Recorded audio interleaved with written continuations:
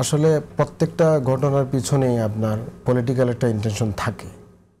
আমাদের দেশে এখন একটা পরিবর্তিত পরিস্থিতি চলছে এবং এই পরিবর্তিত পরিস্থিতিতে আমরা লক্ষ্য করেছি যে বাংলাদেশে এখন যে সরকার আছে এই সরকারের ভিতরে এক ধরনের কনফ্লিক্ট আছে, অভ্যন্তরীণ কনফ্লিক্ট। আমি যতটুকু চিন্তা করে দেখলাম যে এই কনফ্লিক্টটা হচ্ছে, ধরেন আপনি যদি ধর্ম নিয়ে বলেন, ইসলাম নিয়ে বলেন, তাহলে একটা কনফ্লিক্ট হচ্ছে একটা পক্ষ আছে যারা ইসলামটাকে একটা সাংস্কৃতিক ভাষা দেখতে চায়, আর আরেকটা পক্ষ আছে ইসলামটাকে রাজনৈতিক ভাষায় দেখতে চায়। তো আসলে ইসলামটা একটা সামগ্রিক জিনিস, এটাকে আপনি যদি কোনো একটা জিনিসের দিকে টেনে নিয়ে যান, আমরা বলি ইসলামটা একটা মানে সম্পূর্ণ জীবন ব্যবস্থা, এবং এই বিষয়ে আমরা বিশ্বাস রাখি যে ইসলাম ধর্মটা একটা সম্পূর্ণ একটা জীবন ব্যবস্থা ইসলাম উপস্থাপন করেছে। তো যখন এটাকে বিভিন্ন দিকে টেনে নেওয়া হবে তখন একটা আভ্যন্তরীণ কনফ্লিক্ট তৈরি হবে। তো আমার কাছে এখন যে কনফ্লিক্টটা ধরা পড়ছে, এক দল আছে ইসলামটাকে একটা সাংস্কৃতিক ভাষায় নিয়ে যাচ্ছেন, আর একটা রাজনৈতিক ভাষায় নিয়ে যাচ্ছেন। এই কনফ্লিক্টটা আমার কাছে মনে হচ্ছে সরকারের অভ্যন্তরেও আছে, যার কারণে সরকার এটাকে ঠিকভাবে ডিল করতে পারছে না। দেখেন এইসব ঘটনার ক্ষেত্রে যে ধর্ম অনেক আগে থেকে এই বিষয়ে কোনো সেটেলমেন্টে আমরা যেতে পারছি না, বিভিন্ন ধরনের কথাবার্তা আসছে, অথচ একটা রাষ্ট্র স্থিতিশীল হওয়ার জন্য এই ধরনের ঘটনার ক্ষেত্রে আপনার একটা সেটেলমেন্টে যাওয়া দরকার।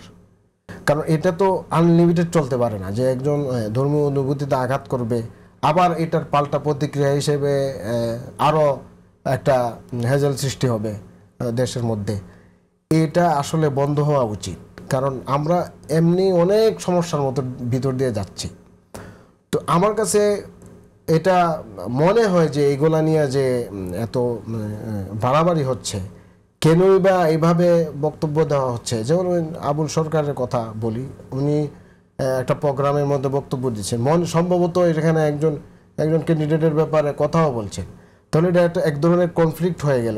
যে এই কথা অনেকে বলছেন যে তিনি যেহেতু বিএনপির মনোনীত প্রার্থীর পক্ষে কথা বলেছেন এবং তিনি বলেছেন বিএনপিকে ভোট দিলে তাদের শিল্প চর্চায় কোনো বাধা আসবে না, সেজন্য তিনি সেখানে ভোট দিতে বলেছেন। এজন্যই কি আমার কাছে এটা মনে হয় না, কারণ ওনার বক্তব্যটা যে আমি বারবার শোনার চেষ্টা করেছি পিস করে, আর ওনার একটা বড় ভিডিও পেয়েছি, এটা পুরাটা শোনার আসলে সুযোগ পাইনি, পুরা প্রোগ্রামের একটা ভিডিও আর কি।